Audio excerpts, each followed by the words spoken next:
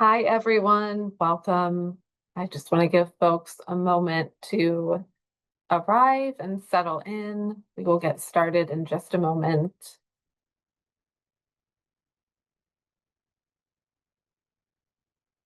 Hope you're all having a good week. If you are new to this webinar, welcome. And if you are returning, if you attended our webinar on AI use in your job search back in July, we are happy to have you. We will go ahead and get started. My name is Kristen Carroll, and I'm a manager on our workforce programs team here at the Partnership for Public Service. For those of you who are not familiar with the partnership, we are a nonprofit, nonpartisan organization working to build a better government and a stronger democracy. We do this through policy advocacy, through leadership development, through workforce programming, and through convening leaders across organizations and sectors. The most tangible impact is really seen through our federal workforce and by sharing resources, plain language explainers, and amplifying the stories of the incredible work that public servants do for our country every single day. Thank you so much for your service. We mean that truly, and it is so a part of the mission and why we do what we do is because of you. I do want to share a few notes up top before we really dig into our topic. So throughout the webinar, please feel free to submit questions. You can do this at any time anonymously using the Q&A function. You should see that at the bottom of your screen, and we will do our best to answer as many questions as we can. The last time we did this topic, it generated a lot of questions, so we will try and answer throughout, and you may not get an immediate response if we are planning to cover that question later on in our content. Also, just given the complexity and the nuances of what we may discuss this evening, we likely will not be able to address every question or particular circumstance. We will continue, however, to hold these webinars. And so we often get ideas for new webinar topics from the current webinars. So please ask your questions. We do take note of them, and they may generate a future webinar. If you have to step out early, if you're arriving late, no worries at all. If you are cooking dinner or having to do some other caretaking around your home, you will always be able to refer back to this conversation. So it is being recorded and it will live on our FedSupport hub on our website. And my colleague Sam will share that link in the chat so that you have it for reference. That is where you can find all of our upcoming and previous webinars. I also just want to share more about myself and my professional background. So I've been with the partnership for about 1.5 years now, after spending 12 years in higher education and specializing back. So I was just sharing a bit about my background. I'm not sure where the recording cut off, but I've been at the partnership for about 1.5 years, and prior to that was in higher education for 12 years, specializing in career development and employer relations. So I worked with students and alumni to strengthen their materials and make sure that they were strong candidates. I worked with employers across sectors to understand how they're hiring, and I organized dozens of networking events, professional development events for our student population. So I'm bringing all of that expertise here to the partnership. And more recently, I've had the opportunity to work on our FedSupport work, our Career Pivot Bootcamp, and our Career Pivot Coaching, which I will share more about later. I'm also an AI user myself and thinking about how to integrate that into the work that I do here at the partnership. I also want to introduce my colleague, Katy, who is joining us this evening. Thanks, Kristen. Welcome, everyone. So I'm excited to be with you. My name is Katy Hogan, and I'm a director here at the Partnership for Public Service on our workforce programs team, but I actually specifically oversee our early career talent portfolio here at the partnership. So getting young people to think about and hopefully join government careers. So I've been here for over 3.5 years, but before that, I also, similar to Kristen, worked in higher education for nearly a decade. And at a university, I provided students and alumni with career coaching. So both in one-on-one and group settings, I would provide coaching on pretty much any phase of the career process: resumes, cover letters, interviews, salary negotiation, networking. So I really enjoy it. I enjoy this topic of integrating technology into your job search in a ethical and meaningful way. And so I look forward to sharing all the gems that Kristen and I have gathered along the way in our careers. So back to you, Kristen, but thanks for being here, everyone. Thank you, Katie. And I already alluded to my colleague Sam, but just want to acknowledge him again. So he is also on the workforce team here at the partnership. He will just be helping us keep our slides running and also keep your questions coming to Katie and I so that we can address them. So thank you, Sam, as well. All right, let's get into our session objectives. So we are talking about AI and how to incorporate AI into your job search and do that in a way that feels good and authentic. We know AI is a big topic. It generates a lot of feelings, and all of that is okay. Whatever preconceptions, whatever feelings that you have about AI, it's good. It's good to be skeptical. It's good to be unsure. It's also good to be curious because you may have heard that this is a thing that can be helpful. It can help expedite your process. It can help refine your materials. So we will cover all of that throughout our time together this evening. As I mentioned, this is also the second time that we are conducting this webinar on AI in your job search because it was such a popular topic and it did generate a lot of questions. So if you're coming back from that first webinar, we have incorporated some of those frequently asked questions into our materials this evening. So from wherever you're starting, maybe you're already using an AI platform like ChatGPT or another tool, or maybe you have just heard conflicting advice about whether or not you should be using AI in your job search. Our goal tonight is to help you feel more confident and comfortable and informed if you decide that you do want to use AI as a part of your search process. So by the end of the session, we hope that you will gain a better understanding just of what generative AI is and how it works, some big picture guidance on the ethical and responsible usage of AI, a framework for how to train AI. This is so important. The tool only works as well as how you train it. So really giving it good prompts and getting the result that you want from it. And then we're going to do a live demo. We're going to spend a lot of time doing that actually, so you can see us using a generative AI tool in real time. And we will, of course, have time for Q&A at the end. So we're just going to level set. We know that everyone is coming from a different background and comfort level with AI. So let's start with, what do we even mean when we talk about generative AI? So that would refer to tools like ChatGPT, Claude, or Gemini, and they are creating new content based on prompts that they're given. So this is not a search engine like Google, although it could be used in a similar way to ask questions. But it is not just searching the internet. So a ChatGPT is not just searching the internet. It's generating an original response based on patterns. It's recognizing patterns that it has learned from a large amount of data. So you might have also heard the term large language model, or LLM.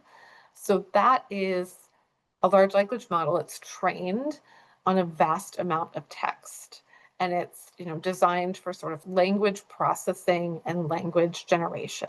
So all of the generative AI tools I just mentioned, ChatGPT, Gemini, those are examples of large language models, and that's how it's getting its data and generating its output.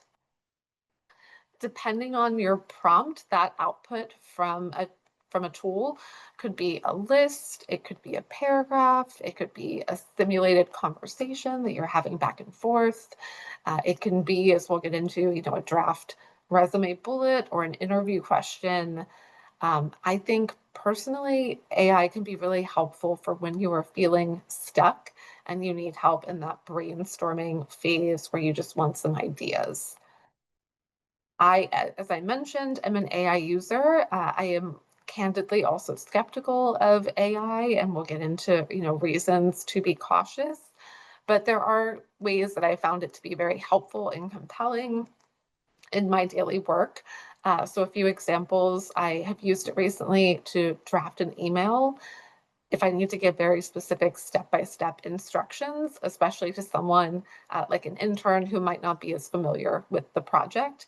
So I'll run it through, ChatGPT to ask it, like, does this make sense? If you were receiving this email, is everything clear? Should I refine any of this language to clarify? I also like to use it for marketing language. So if I have, a blurb written about a certain project or program and it needs to be marketed in a newsletter or on LinkedIn, I can feed that content into the tool and ask it to kind of punch it up a bit to make it more marketing friendly. And then I also love it for complex Excel formulas that is not my area of expertise, and I found it much more helpful than just Googling for an Excel formula to give ChatGPT the specific problem I'm trying to solve. So those are just a few examples of ways that I'm currently using it within a professional context. Within your job search, there are many ways that you can use AI, and we're going to demo those again later on in the webinar. But some high-level ways to rephrase resume bullet points to match keywords, right? We know that keyword matching, it's important in the federal sector. It is also important in the public sector, the private sector, to be matching the wording in the job description to your resume. So that, using AI is a great way to make sure that you have language alignment between the job description and your resume. You can also use it to brainstorm how you can communicate your skills in a cover letter, in an interview. You can use it to practice delivering interview questions or even delivering an elevator pitch and receiving feedback. We will get into those examples a bit more. We're going to be, again, working from those large language model AI tools, but there are AI tools that can simulate an actual conversation and you can get feedback in real time. Also, just for general career exploration. So it can be overwhelming to know which direction you want to go in with your career based on your skills, your interests, based on the current job market. So AI can be really helpful, again, when you're feeling stuck and not even sure where to begin. I think that's when it can be a good starting place to, give it your resume, give it a brief bio background on your experience and, ask, like, with my skills, what could I do next? What industries align? What employers align?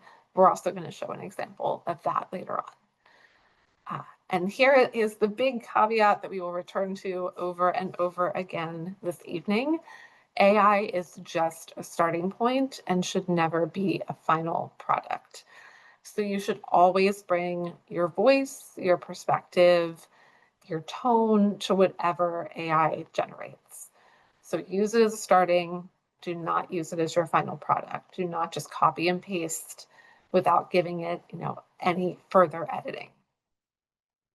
We also want to emphasize that when it comes to your job search, AI should be just one tool in your toolbox.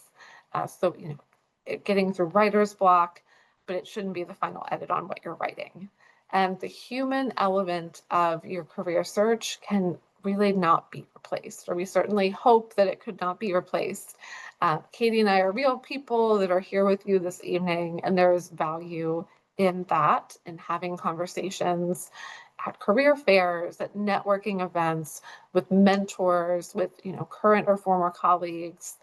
That is all very valuable, and I hope that we all still continue to have that one-on-one or group support and interaction in addition to using AI as a tool.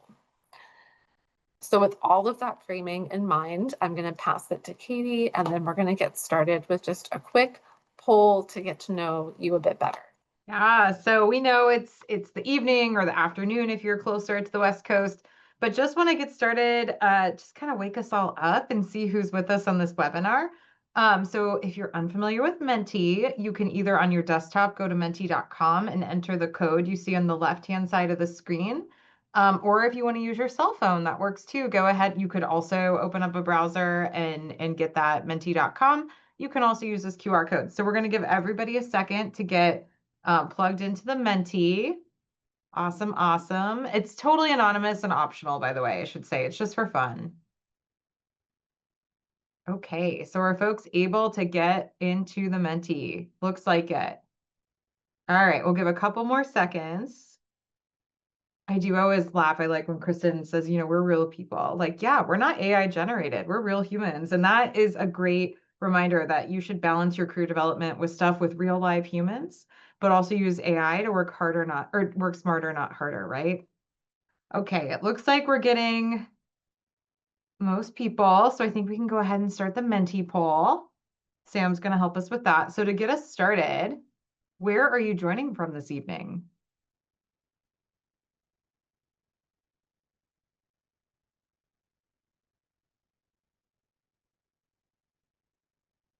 All right, where are you calling in from?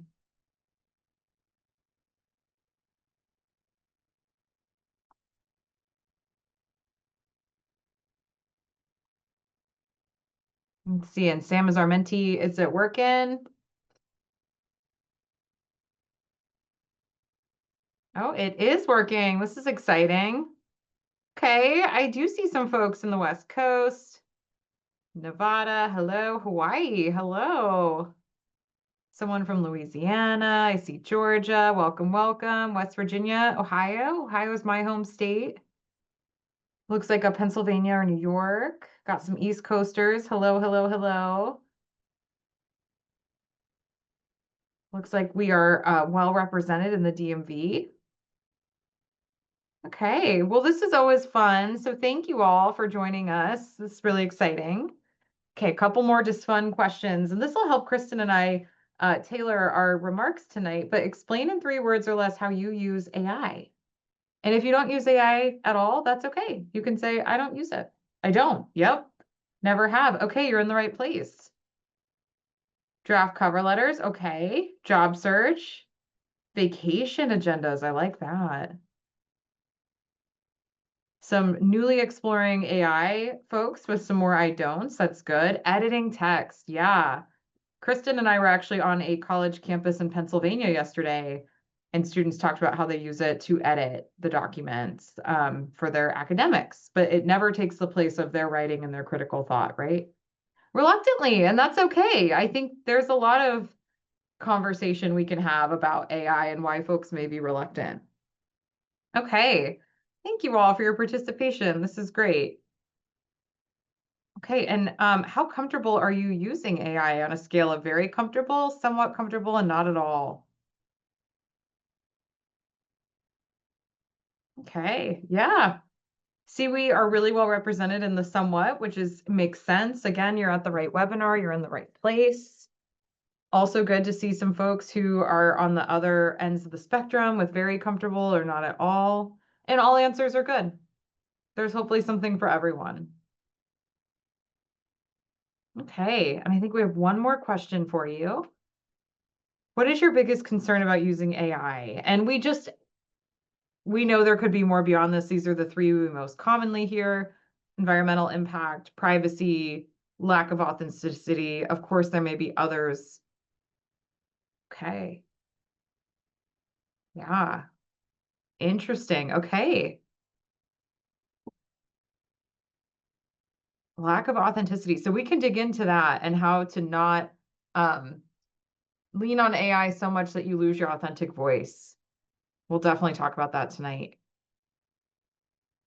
I think with some of the environmental impacts, the better you can make your prompts when you have to use it, the less hopefully you have to prompt it. So therefore, using it less, it's kind of like turning off the water while you're brushing your teeth. So there's ways to use it in a way that's more efficient and hopefully more environmentally friendly, or less, perhaps you're making less of an environmental impact. Okay, thank you all. Well, that was fun. It's really good. We have nearly 100 people with us, and it's just good to see where everybody falls. So thank you for that. I really appreciate it. So I'm going to go into some big picture considerations. Some of this was just captured among the folks that are joining us for this webinar, so I appreciate that.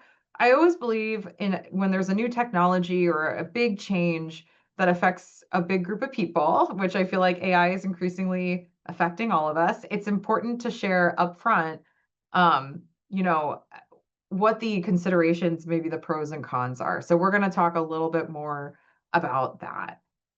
So here you just see some ethical and environmental considerations. So I just want to go through these. So, and this gets at that authenticity piece that I think won out for greatest concern with tonight's participants, but you are ultimately responsible for anything that you submit. So, just as students on a college campus are responsible for any paper or deliverable that they submit, and if they use other resources to write it, they might be putting themselves in jeopardy to be accused of plagiarism, right?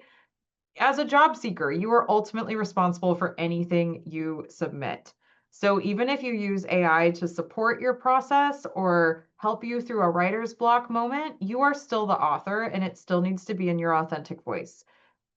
I always encourage folks, one, you never want to use an AI tool to fully draft a cover letter or a resume or write out answers you might share in an interview to specific questions. You would never read that word for word.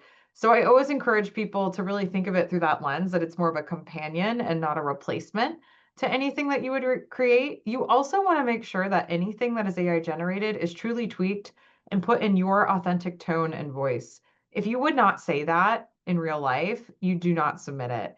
And if it feels too generic, if it feels inauthentic, you need to go back and revise it. Ask yourself if it sounds like you, if it's true, if it reflects you accurately and authentically. So you're ultimately responsible for what you submit. Remember that. Okay, moving right along, AI makes mistakes. Um, it is imperfect to say the least. So it's just really important to be mindful and verify everything. So with the context of a job search, we've seen it recommend roles that perhaps the job seeker is not interested in or qualified for. So maybe you want to go back and look at your prompt. Maybe it's just flat out wrong. I know Kristen and I, a couple months ago, put in a prompt about where you would find state and local. And it said USA Jobs, and we all know USA Jobs is a federal tool, so that was a mistake. So just be really careful about that. And remember, it is a brainstorming partner and it is not an invaluable or final product. Okay, third, we want to be aware of AI bias. So AI tools are trained on huge data sets, and those data sets can reinforce stereotypes and biased assumptions that humans make. Ultimately, AI is a tool that was built by humans, and it can reflect the bias and biases that humans may have. So if something feels off, absolutely know that, catch that, trust your gut, and be really discerning. Fourth, okay, know your employer's policies. So again, AI it's not a new technology, but I feel like it entering so many parts of our lives, including workforce development and talent acquisition, does feel newer to most people. So policies are rapidly evolving, and you just want to be really mindful of that. We are starting to see that some employers are beginning to include AI usage policies in their job posting. So, for example, you may see a note, we do not accept AI generated application materials. And if that's the case, don't use AI. Not, I would say not even as a companion or a support to help you through some writer's block. If they have a firm policy, you want to respect it. Okay. Privacy was also, I think, pretty, I think that was in second place on our mentee poll. Don't share sensitive information. Definitely do not put in protected personal information like a social or even your address or financial information. Stick to just really general background info and job search content only. And lastly, consider the environmental impact. So we talked about this in the mentee, but it does require a lot of power. I think those conversations are becoming more and more common about how much power it really does need. So while you as an individual may seem just like one small piece of the puzzle, it's still worth being mindful of. So try to be super intentional about how often, about your prompts. As Kristen was sharing, the better the prompt, the better the output. So the better that you draft a prompt and train the tool, the less hopefully you'll have to use it because you get what you need from that first generated response. So these are just some of the high level considerations. I'm going to, in the next slide, talk a little bit more about how employers are using AI to evaluate candidates, which I think is important for you all to know as well. So while the focus of this webinar is clearly on you as the job seeker and how you use AI in your job search process, We know that many employers are also starting to use AI to evaluate candidates, and job seekers understandably have some really mixed feelings about it. So we want you to at least high level understand kind of what the market is looking like right now. So applicant tracking systems or ATSs are not new. Employers have used those for years, but they now often incorporate artificial intelligence to automate and enhance in theory, the hiring process. So the traditional ATS relied often on simple keyword matching. So perhaps they had a couple of core competencies that they were seeking for the role. So they would use how those core competencies are described, those words and phrases, make those keywords and do a keyword match, right?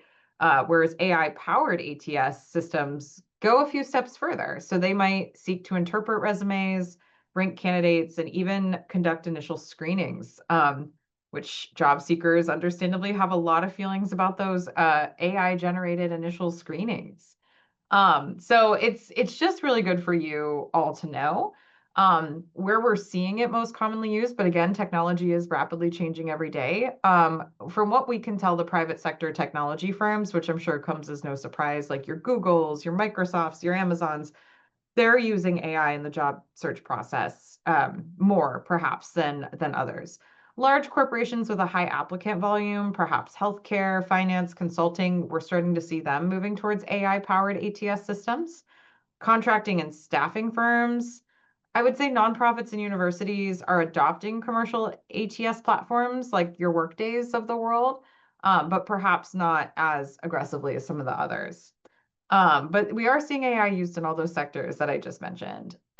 It's still less common in like smaller nonprofits, which makes a lot of sense. Of course, it's an investment.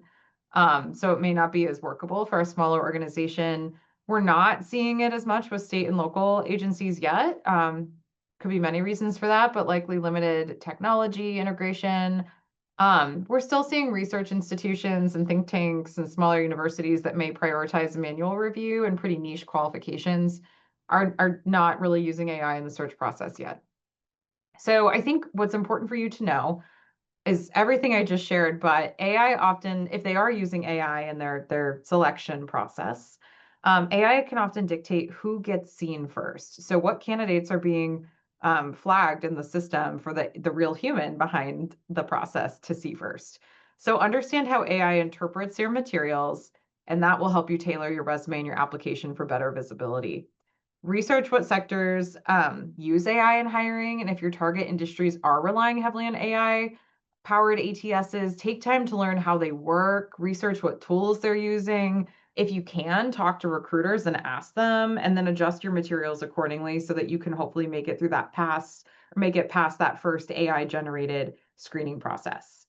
A tip that's kind of interesting: when prompting AI, let the platform know your desired employer is using an ATS system and ask the tool like what you might do differently so that your application stands out in that system. And then again, consider there's still humans in the process and need to be, but think about where they are still leading review processes. So you may find you prefer sectors like state and local or smaller nonprofits where people are still largely leading that review process throughout every phase, right? Okay, so that's just high level. So let's talk now about how to train AI to work for you. We keep saying, that you got to train the tool, you got to train the tool. Okay, so if you've gotten an unhelpful response from AI, chances are the prompt was too vague and lacked specifics. So the key is giving clear instructions and context. So in the second bullet point here, you see the simple formula, which is the role, the goal, the context, which will get you to a better result. That's a solid and well-structured prompt right there. So just to kind of put that to action and provide an example, I'll read this. So act as a hiring manager. I'm applying for a communications role in the public sector. Based on my resume, what skills should I highlight to match this job description, right? So you are trying to get this role. You provided the context. Based on my resume, what skills should I highlight to match this job description? And then it's going to hopefully give you a really good response as the hiring manager to tell you how to be competitive for that position in that context. Notice how the example gives the tool a clear role for them, a clear task, and then the right context. You can also refine the results as you go. I know we talked about like if you're worried about the environmental impact, try not to have as many prompts. But sometimes you do have to follow up, and that's okay. So after generating that initial response, you could go further and prompt the tool, can you make that sound more concise? Can you use more action-oriented language? I want this to sound more conversational. So it'll take your feedback and actually learn from it and hopefully get you what you're seeking, improving future responses. Okay, so we're going quickly because we're already halfway through this webinar, but next we're going to demonstrate how to use ChatGPT in real time using a fictional Fed named Amelia. So we're going to switch over to ChatGPT, and Kristen's going to introduce you to Amelia and lead us through our first prompt. That is right. And while Sam is getting that pulled up, I am going to take a few questions that we've gotten. Thank you for sending them.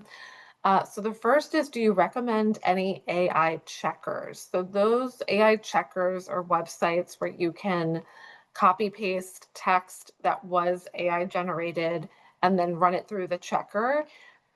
I am not super familiar, but just from my experience, I believe the checkers will more so tell you, was this content AI generated and not, is this response accurate? So for example, like Katie and I once asked AI, where can you search for state and local government jobs? And it told us USA Jobs. That is not correct. We know USA Jobs is only for federal jobs. But I don't know that if you put that response into a checker, if it would be able to know that that is incorrect. It's just going to tell you how much percentage-wise of that content it thinks was generated by AI. And I've seen it more so used in like academic settings where professors, for example, want to check if their students are submitting AI-generated content. But definitely something worth investigating further. And then another great question, when a prospective employer offers the option to opt out of AI review, should you, and how is that likely to impact your candidacy? Great question. I would say if you are making a pretty significant career pivot and it's a bit nuanced how your previous work fits into this new desired role, maybe that's a situation where you would opt out in the hope that an actual human would be reading and interpreting your materials and would be able to understand that nuance and connect the dots more than an AI ATS system could. Otherwise, I would just opt in to the AI review system. It's going to vary employer to employer, so I can't say specifically, your chance of it impacting your candidacy. But I think especially if you're applying to some of those larger private sector companies that we know are relying heavily on AI to review candidates, opting out could, I would say at the least, slow down your review process. And if you just want to keep it moving, be a considered candidate, I would opt in. I agree with Kristen. It's really variable. If you are in a position where you're working with a recruiter, I would also ask the recruiter what the pros and cons are and why they may be offering you the opt-out and what they recommend. And I see more questions coming in. Thank you so much for those, and we will get to them after we move through our demo. So a few things, as you can see, Sam has pulled up ChatGPT. We have gotten the question before, how do I even get onto an AI platform? Is it an app? Where do I find them? So it is, you can just search for the AI platform. In this case, we just went to chatgpt.com. There are apps available as well, but I find I don't have an app on my phone. I just use it on desktop through an internet browser. And also, I just want to note, we are using ChatGPT for our demo, and we refer to it a lot throughout our conversation. It's not an endorsement. That it just happens to be my preferred platform and the platform that I use. I have tested a few of the others and just didn't like the output as much. I prefer the way responses are structured in ChatGPT, which is why we're using it today. But please explore others like Google Gemini, like Claude, and see what works for you. All right, so with that, I am, as Katie mentioned, going to introduce our fictional Fed, Amelia. So we created this fictional Fed as part of our Career Pivot Bootcamp course to really demonstrate how you would translate a lengthy 7-page federal resume into a concise 1-page non-federal resume. So we created an entire career for Amelia. So Amelia used her non-competitive eligibility status from the Peace Corps to enter federal service, where she rose from a GS-9 program analyst at FEMA to a GS-13 management and program analyst at HHS. She is now pivoting her career into a non-federal role and has updated her resume from a very detailed federal resume into a 1-page federal resume. So that is Amelia's background. If you are also curious about how to translate a long federal resume into a private sector resume, we have an entire module about that in our free Career Pivot Bootcamp course. And Sam will reshare the link in the chat to that. Okay, so first, we're going to move through a couple different demos. We're going to use Amelia's resume as a starting point to conduct a skills assessment. So we're going to upload Amelia's resume. And just as a reminder, if you are uploading your resume into an AI tool, we do recommend that you remove, personally identifiable information like your address, email address, mailing address, phone number, anything like that. So we're going to upload Amelia's resume and we're going to ask, I lost my job due to rifts in the federal government. I'm searching for a new job. What are my top 5 transferable skills that show up on my resume, which is attached? And let's see. So it'll always sort of give you a summary at the top. It'll repeat back to you how it interpreted the prompt. So based on your resume, here are your top 5 transferable skills. So we see project management, cross-agency collaboration, stakeholder engagement, strategic and operational analysis, leadership and staff development, and then communication and documentation management. It's also usually at the end going to prompt you for a next step. So would you like me to do this next? For our purposes this evening, we're not going to do that, but just know it is an option that's available to you. One thing I think is helpful, again, like I mentioned, is how it creates a hierarchy in the response. So that it's numbered, it bolds certain keywords. It's also showing evidence. So where from your resume, it's kind of giving you the homework, right? Of not just like how I got to this, not just the answer, but how I got to that answer. So it's showing where it pulled from your resume and aligned. So I think that can be a pretty useful starting point just to get a sense of what your top skills may be as demonstrated by your resume. All right, so from there, we're going to prompt to discuss some potential roles. So maybe, Amelia knew this about herself, that she was a great program manager or a stakeholder manager, but it's good to have some other ideas as well. And let's take this one step further. So now we're going to, okay, now we're going to prompt about a job search. So we're going to put in our next prompt. Based on these top skills, do you have any examples of state and local government roles that may be a good fit for me? Let's see what it gives. So it's giving some categories. It's giving emergency management and public safety, program and policy administration, community and human services, operations and grant management. This is all lovely. So it's really, and it's showing her again the way that it's, and if we could scroll back up a little bit to see one of those examples, perfect, operations and grant management. So it'll show why it's a good fit, example titles, types of job descriptions or titles. All of that is very helpful to think about, the types of roles you might seek, keywords to be looking for in job descriptions. You can, set searches, save searches, but it's not giving actual employers, right? So it is following that prompt pretty specifically. You asked it for types, examples of roles, but you didn't ask it for specific employers. So that's an area where you could improve the prompt and build upon it a little bit. So, from there, we're not going to for the sake of time. But I think the next prompt would be, could you provide me with a few state and local government jobs in this specific region that align with these skills or these types of roles, and then go from there. All right, next up, we're going to then pivot to other industries. So we're going to ask, I'm interested in roles in the private and nonprofit sectors. Based on my resume, can you recommend general industries or specific employers in the DMV area? Let's see what that output is.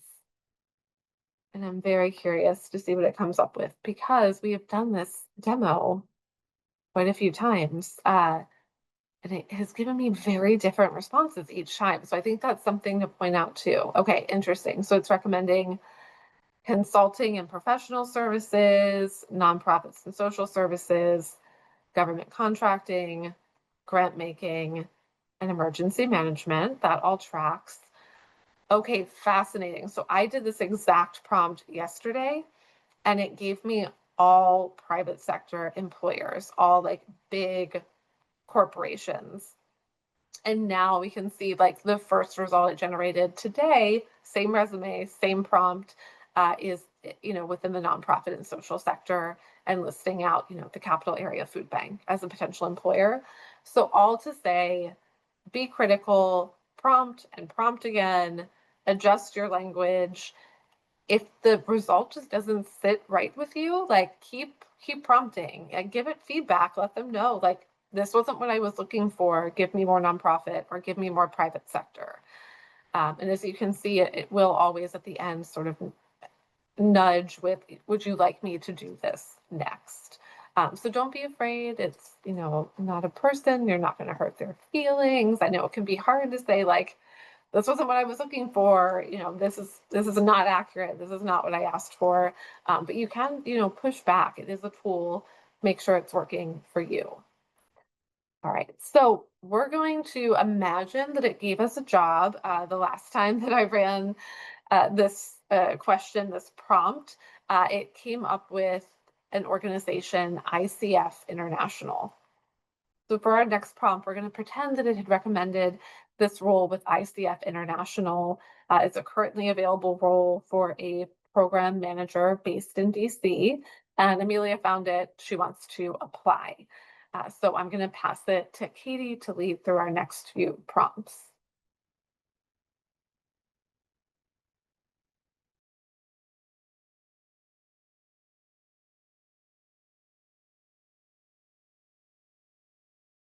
Katy, are you available? Or I can go ahead and keep going.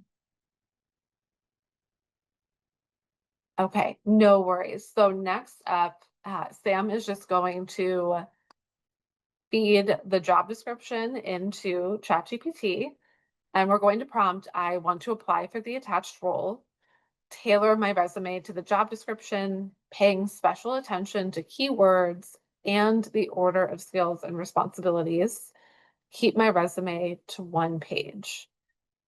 So they already have Amelia's original resume. We're now giving it the job description of a job that she would like to apply for.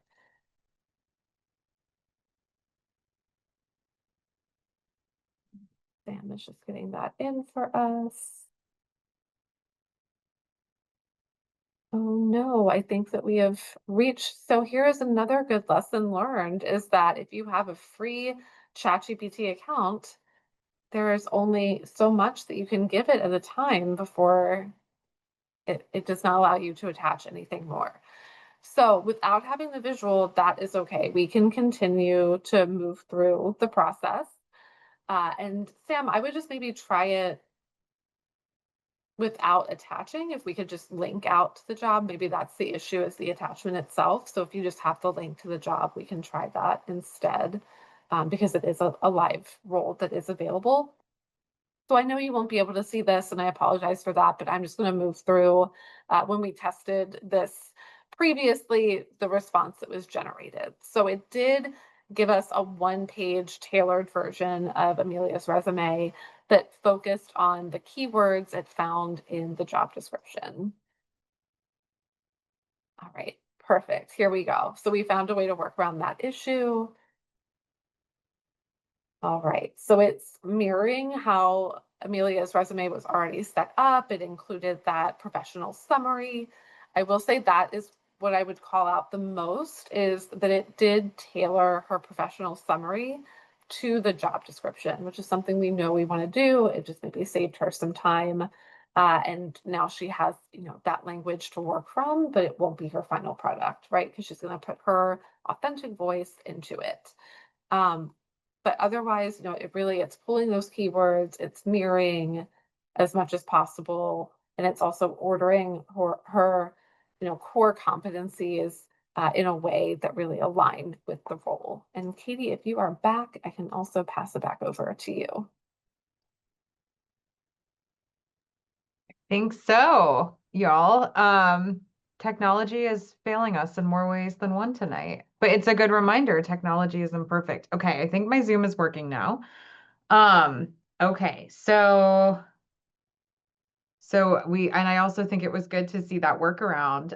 Sometimes it doesn't always work the way that we want it. So that copy and paste was good.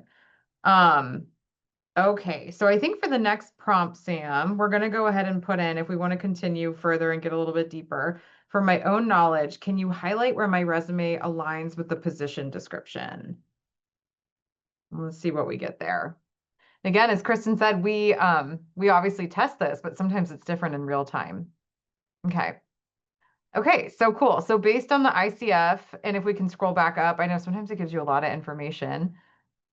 Based on the ICF program manager postings that you found, it calls out some really meaningful transferable skills, right? That strategic and operational oversight, end-to-end program management, stakeholder management, delivery in a hybrid and agile environment, so on and so forth. So these are, I mean, sometimes it's not even about it helping you write your resume or your cover letter, but it's just about reminding you like what your skills are, or helping you describe and package what your value is when you bring that to a new employer or to a new team.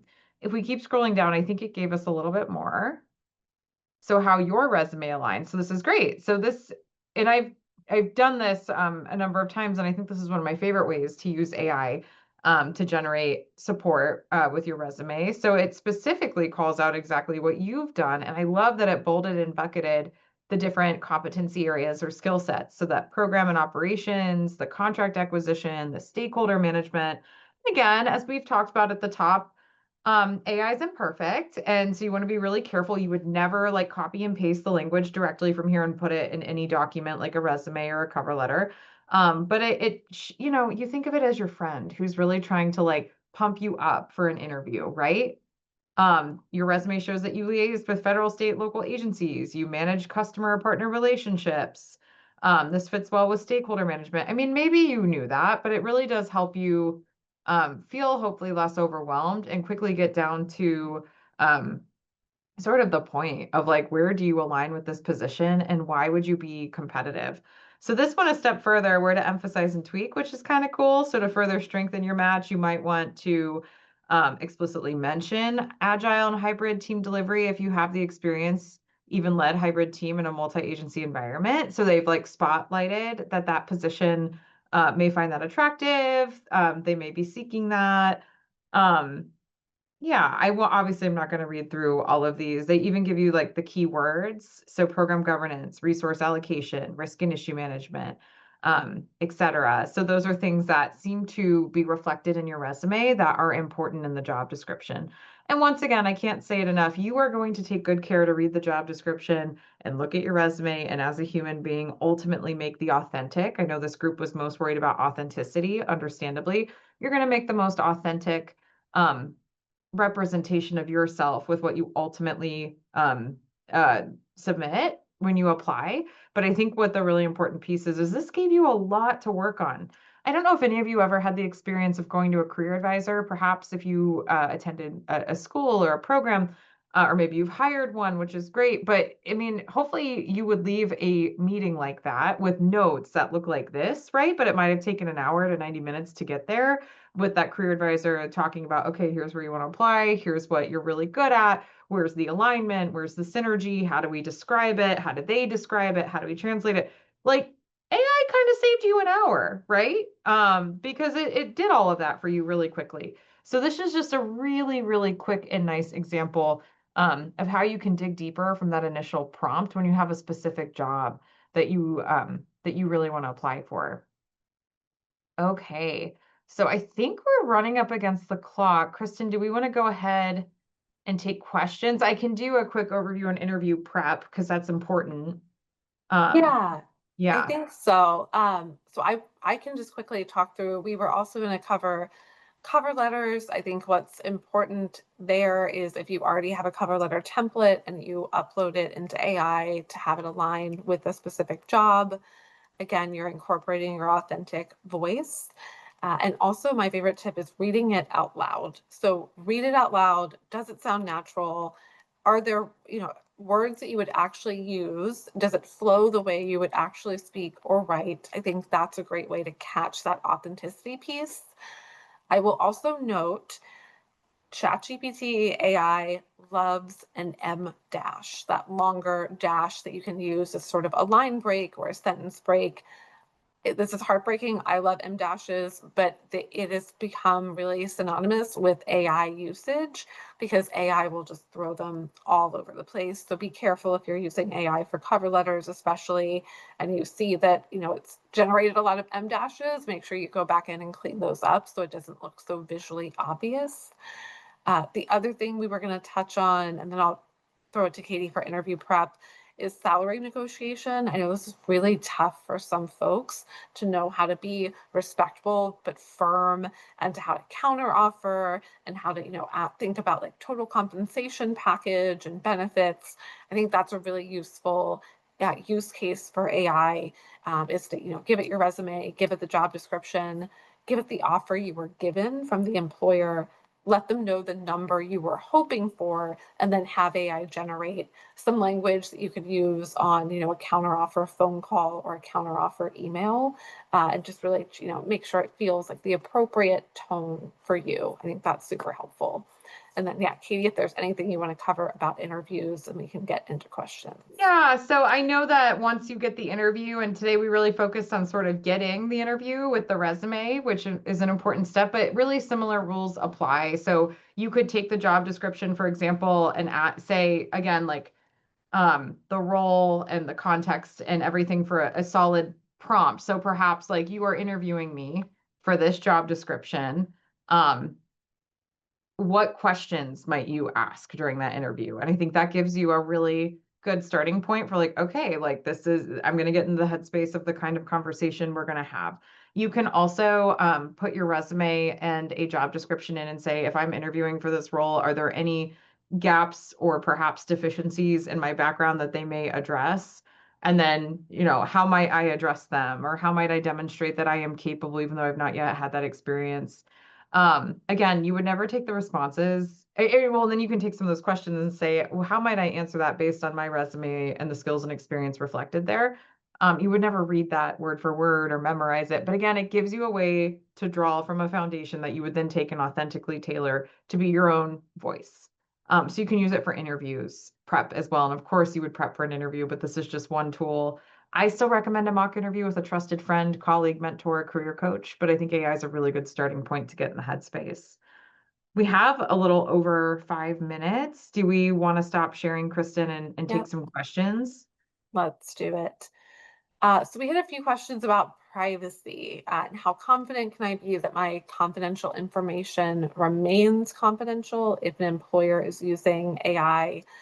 And also, beyond limiting the personal information we share, what is your suggestion for the best AI platform if we're concerned about privacy?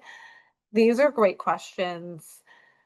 For the first question about how employers are using AI and how confidential is your confidential data, it's really hard to say, right? Like, we would hope that they are keeping that confidential data confidential. We know that there are data breaches that happen.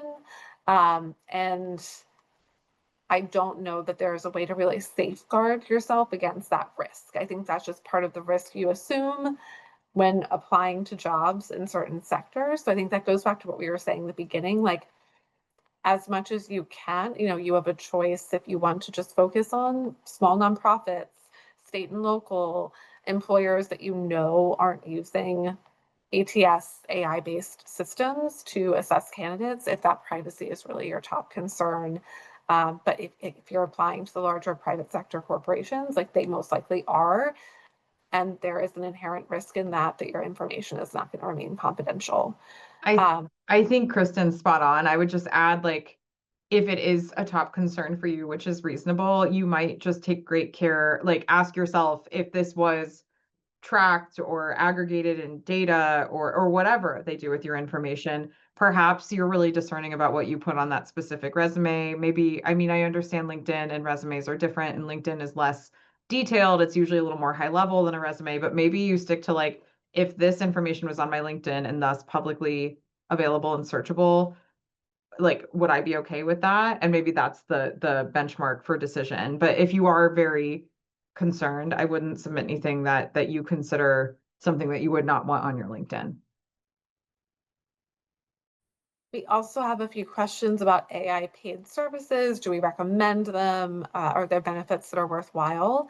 As you witnessed in real time this evening, there are limitations to the free services. So I think depending on how you intend to use AI, how often you use it, and how much you want to input into it, like we reached our limit pretty quickly just in this webinar, right? And I know that, it's not because Sam was using it all day long today. That was our first time using it today. So I think, and one webinar attendee noted that a paid version of ChatGPT and all the AI tools like Claude and Gemini provide much different and better responses in the paid versions. So that just is something to think about. I would definitely test out the paid versions first to decide if it even works for you. And then, you may have better output from a paid version, but that is totally your call. Yeah, we can't endorse, as you can imagine, any specific tools, but I think as you saw tonight, the dynamics may look different or you may be limited without a paid tool, unfortunately. But again, we can't endorse anything specifically. We also had a question. Do you know of any AI tools that scrape job boards across the internet for potential roles? Katie, do you want to take that one? I don't have any specific tools in mind, but just have general thoughts on that. Yes, Oh, sorry, my mute okay. button is really struggling tonight. Yeah, I think we probably have the same general thoughts. I don't know of any specific AI tools that do that. That doesn't mean it exists, but I think that you can prompt any AI tool to do that. So again, you would want to make it as, I think, specific as possible. But I am seeking roles in um, health policy at small to medium-sized nonprofits in the Midwest, which I define as Ohio, Indiana, and Illinois, if those are the three states that you're willing to reside in, right? And see what it says. I think you can ask it, like, what job boards might be best for me to search, or what organizations might be best for me to connect if I am seeking such roles. So I think you can use any AI tool to prompt it to help you find those job boards and or give you a list of employers or positions that may be of interest to you based on the context you share. But I don't know of any job board AI tool specifically. Kristen, what would you say? I agree completely. I don't know of a specific tool, but you can prompt AI to do that. And it usually will cite its source as well. If it doesn't, you can ask, but you can, once it gives you a result, ask, like, where did you get this from? Which websites did you check? And then you can see, did it check only 3 websites? And that's not as expansive as you want your search to be. Like, ask it to check up to 20 websites, or give it specific websites you want it to check. Again, it's really about like training the tool to get the result that you are hoping for. Yeah. And then I know that Sam has a survey for us that he is going to initiate. I know it's so much content that we tried to cover this evening. Thank you for bearing with us. So you should see that survey now. And then Sam, if you have a moment to get the slides back up, just so we can cover bit more content before we sign off. I also noted the question about LinkedIn and how important your LinkedIn profile is. We did a whole FedSupport webinar on LinkedIn. I'm trying to find the link for it, but if I can't grab it in time, we'll make sure it's included in the follow-up email. But there is a FedSupport webinar that you can refer back to on LinkedIn, because the top line answer is it is important. So we're just going to close this out. I think we can go to the next slide. We did just want to share very quickly about a new product that we have. So we have our Career Pivot Bootcamp course, which we have shared with you. It is free. It's 7 modules on the complete, pipeline of your job search, your career pivot. We have, a module on AI usage that goes into more depth. We also have, on resumes, cover letters, negotiation, your elevator pitch, your personal brand, career transition for those who are 50 or older. So we hope that you will continue to check that out. But we have heard from folks that it would be really valuable to have one-on-one time with career coaches to help move through your pivot and your search in a more personalized way. So we have launched this product. It is for 50-minute one-on-one coaching sessions. There is a cost associated, so it is $200 a session. We are priced competitively within the market, but we understand, that could be preventative, and that is totally okay. This is just one tool, one option available to you. And I want to assure everyone that our FedSupport resources and webinars and bootcamp will remain free for you. So if you are interested in going deeper, if you are interested in some one-on-one personalized support to help you in your journey, check it out. We'll put the link in the chat. We also have the QR code available. Kristen, I was able to get that LinkedIn. Perfect. Thank you so much, Katie. And I think that is all that we're going to share to close us out. Thank you again so much. It is always a pleasure to be here to do these webinars with you. Hope to see you again in the future. And as always, check out FedSupport for our upcoming programs and webinars. Take care. Thank you. Thank you all.